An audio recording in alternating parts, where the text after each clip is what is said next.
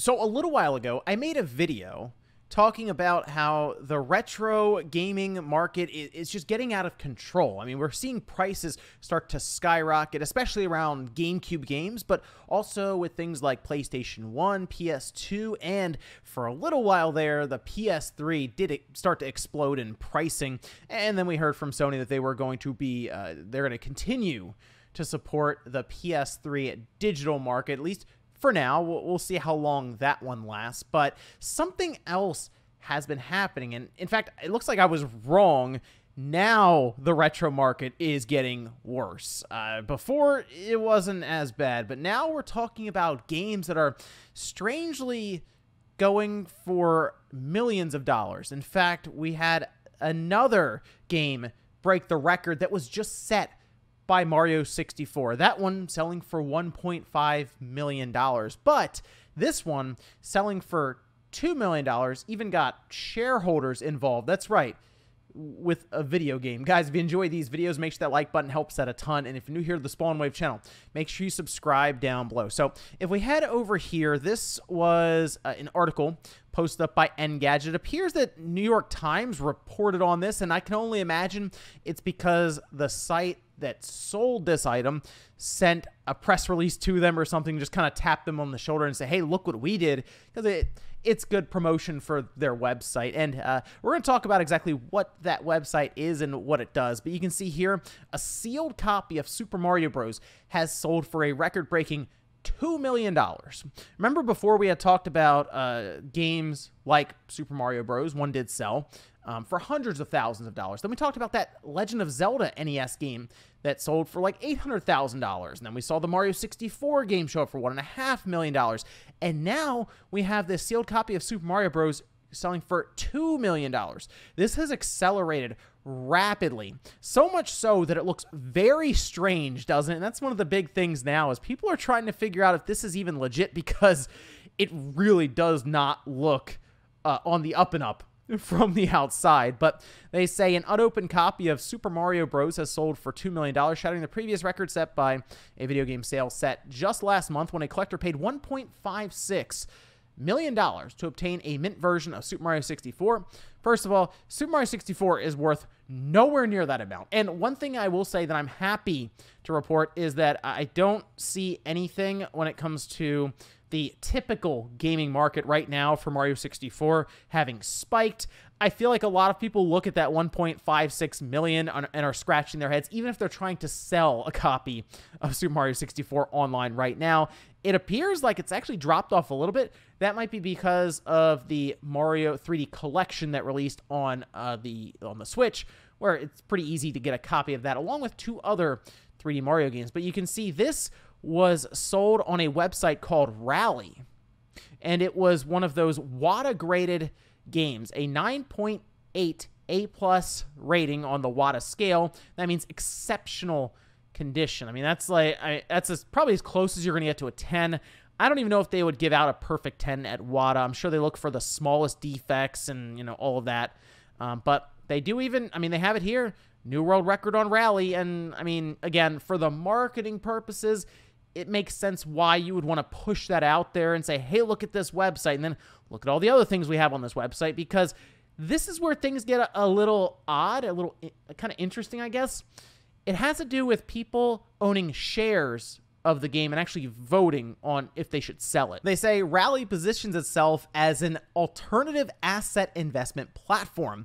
Per the New York Times, the firm buys physical collectibles and holds initial offerings where people can buy shares in that item. When a collector wants to acquire something from Rally, the company takes their offer to everyone who has a stake, and they then vote on the matter. And that's not the first website I've heard of doing this, and it sounded strange to me at first, but then you start to realize how expensive some of these items are, and when they split them up into ownership shares, it makes it a bit more affordable for people to buy into these items that, I mean, have been exploding in value. So yeah, a lot of people want a piece of the pie. Think about maybe back in the day, you and your friend or a couple of friends pulled some money together and bought a video game. And you guys just kind of pass the video game around. You're like, okay, this weekend you get it, the next weekend I get it. Or you could think back to, there was a Simpsons episode where Bart and Milhouse bought a comic book and they like shared it back and forth, and eventually the comic book gets destroyed or something. So this concept isn't new. It's just something now where we have millions of dollars involved, and we have shareholders voting on the sale of a sealed copy of Super Mario Bros. It again sounds very strange from the outside. Here's the part that's really funny. The investment that people had made into this game, which Rally bought the copy for approximately $140,000. And at that time, they took it and they split up shares, right, to anyone who wanted to invest. And at that point, they all voted on the $2 million purchase that was coming in. So you think, wow, $2 million, that, according to another article that I saw, was about a 900% return. Some apparently didn't want to part with the game just yet. That's what it says here. A quarter of those with a stake in the collectible voting rejected the offer.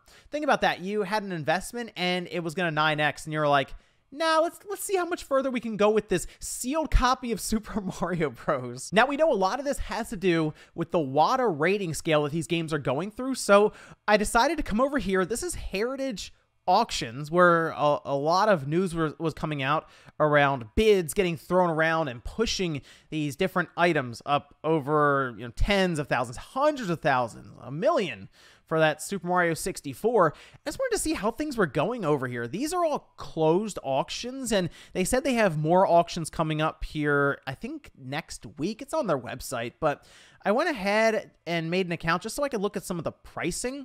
But like, here's The Legend of Zelda Ocarina of Time WADA 9.0 A+ sealed, the collector's edition, for $14,265 is what the auction ended at. And like, there are even newer games. Here's just a Paper Mario for $1,560. Here is, look at this, Gears of War 9.4 on the WADA, sold for $900. Who is buying an Xbox 360 game for almost $1,000? Here's BioShock Infinite. This is a 9.8 WADA A+ sealed, just over $1,000. Someone bought Superman on the Xbox for $780. This is some weird times we're in right now. It's funny because these aren't even like big prices that I'm looking at here, but they're Xbox 360 games like Oblivion at a 9.0 WADA scale, $432.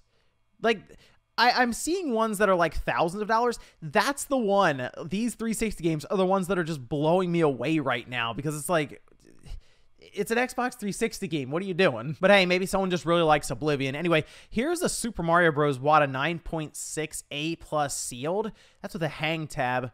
That one went for $660,000. We had talked about that. So consider this.